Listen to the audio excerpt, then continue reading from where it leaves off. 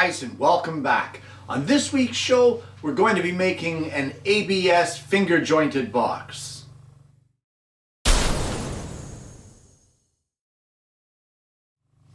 Well, in order to make this finger jointed box, I'm going to be using the INCRA iBox finger jointing jig. Now, this particular video is not about that jig, and it's not about setting it up. What it is showing the versatility of ABS plastics when it comes to making projects in your shop. So anything that I do on today's video can be and is very easily done with wood, as that is what the joint is, or the jig is meant to deal with. But for today, we're going to be doing it with the plastics.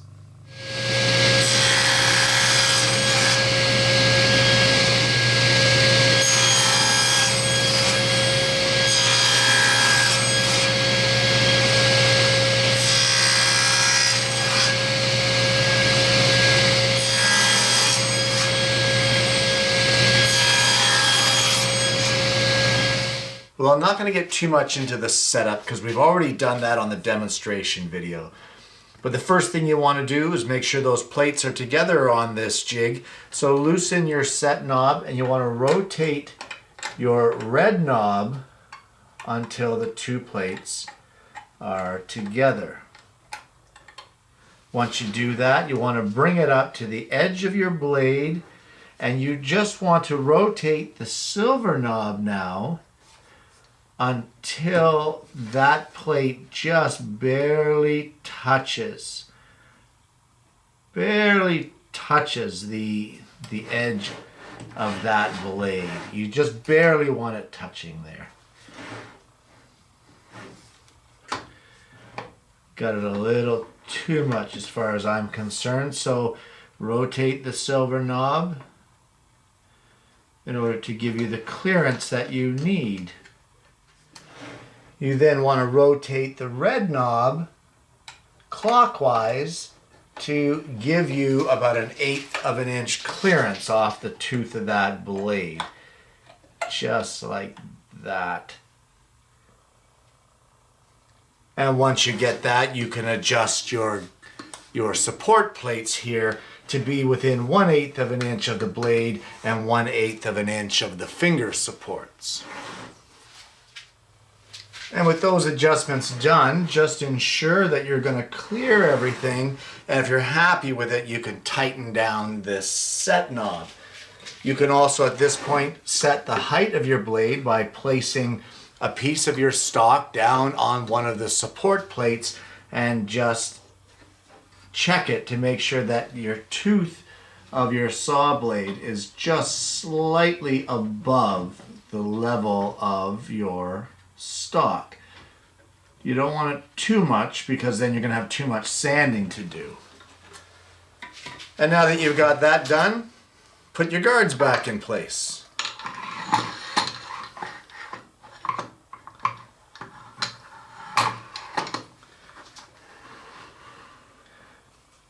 Just like this. You want to use your stock to set the distance between your back sacrificial fence and your guide here, your guard. And now it's time to make the first test cut.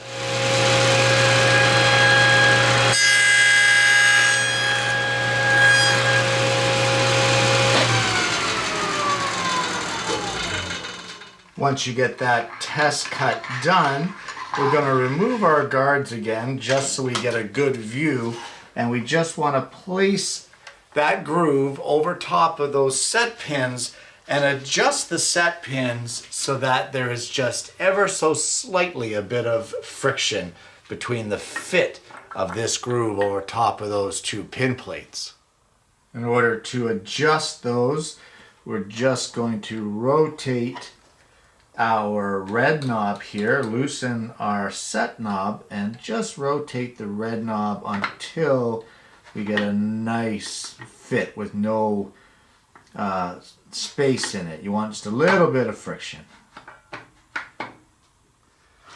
And once you're happy with the fit that you've got, you can put your guards back in place, making sure to adjust your support plates to give the best support of the material that you can, and readjust the distance here on your plate. Make sure that everything is lined up, nothing's gonna bang, knock, or bump. And now you just want to carry on cutting the grooves of this test piece to make sure that you're happy with the fit.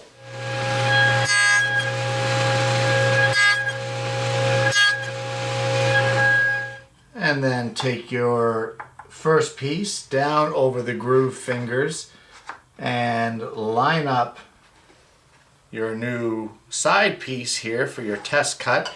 Remove the one and follow through with the cut.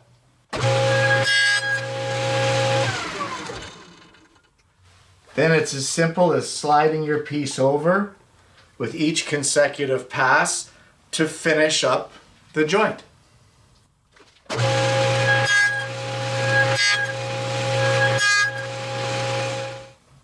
Now, I didn't really like the tightness of this initial joint.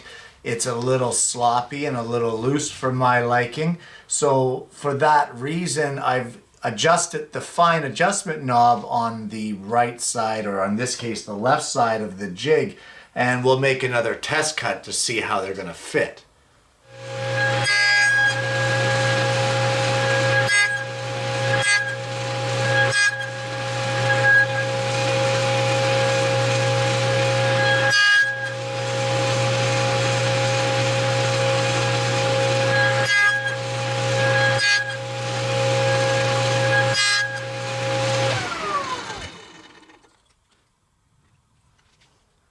Not bad. The joint fits fairly well. I'm pretty pleased with that. We could use a little tighter joint, just a touch. So I'm going to make one more micro adjustment and then say that we're done with that and cut the final pieces.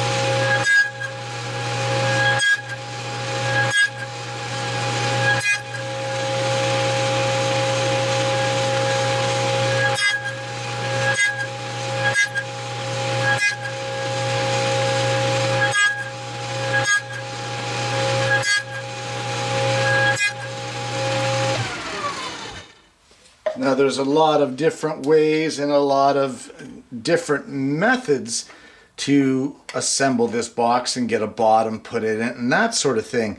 And I'm basically going to show you the most basic of the basics here as far as that goes. So what we're going to do is we're going to put a drop of CA glue in each one of these little joints here. Just a drop. You don't need a lot. And once we get that done, we're going to put it together, but you got to be quick. You got to do it all in one shot kind of thing because this glue sets up so fast. So one little drop of CA glue in each one of these joints, just like that. Put the cap on, and very quickly now we want to assemble this box. Just like that, and like that, and like this, and like this, and we're very quickly, I say quickly, but I'm not doing it very quickly. I'm going to very quickly get some clamps on that to hold it all together.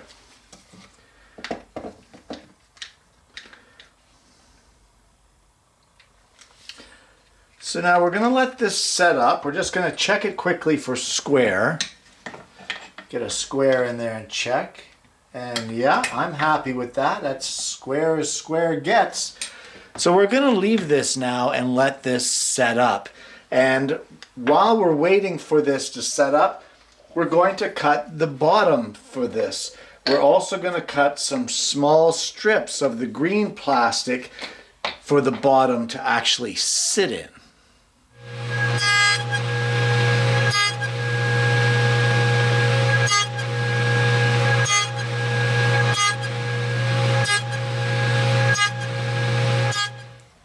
Well, in that last clip, you could see that I was doing more work with the box jig, and all I did was cut it out so that I could join them together. I don't have pieces big enough for the bottom of our box or the top, so I thought it might be a neat little design feature to have them joined with the finger jointing as well in that contrasting color.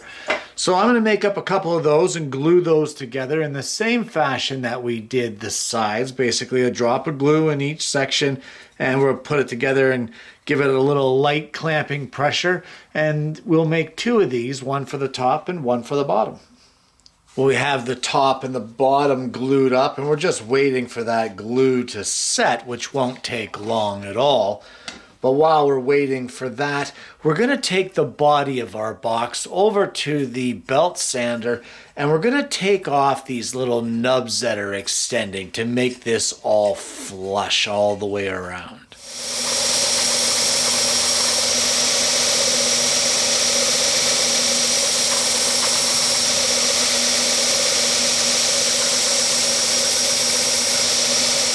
And here we have the bottom of our box all cut and ready to go. We're just going to use some CA glue, glue it right on the bottom just like that, and clamp it up until it sets up. Well, with the bottom glued on now, it's just a matter of putting the top on. And for that, I'm going to cut this to size the same way that we did with this bottom, just over at the table saw. We're going to cut it to size, and then I've got some small little brass hinges. I'm going to try to get those mortised in and get those attached to have a hinging lid on this cute little box. But I think that's about as far as I'm going to take that with the hinge lid.